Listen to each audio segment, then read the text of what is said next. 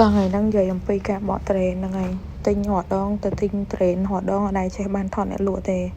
ថ្ងៃហ្នឹងចេះនឹកឃើញដកទូរស័ព្ទថតអ្នកលក់អញ្ចឹងឥឡូវនេះគេអត់តន់ចេះបកពុះត្រេននេះមើលតាម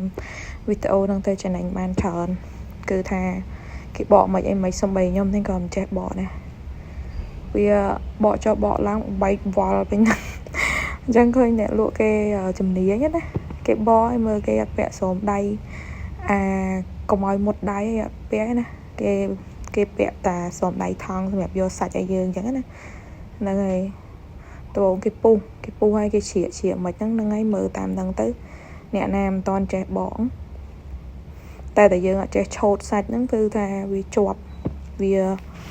អីគេវាដាច់វាចូលអាសាច់ត្រេនយើងណាអញ្ចឹងខែត្រេនហើយកុំឲ្យថាបានត្រឹមតែញ៉ាំយើងរៀនបកលេងអញ្ចឹងណាគីឡូយើងទិញមកយើងចេះបកចេះអីបែកក្និតទៅយើងម៉ៅចកាយើងលក់ត្រេនទៀតញ៉េចំណេញហ្មងហ្នឹងហើយ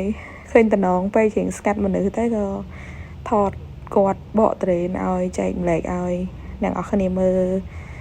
លរៀនបករៀនអីមើលគីឡូយើងបកបានអែមតានេះអរគុណបើចូលចិត្តសូមជួយចុច share ផងណាបាយបាយ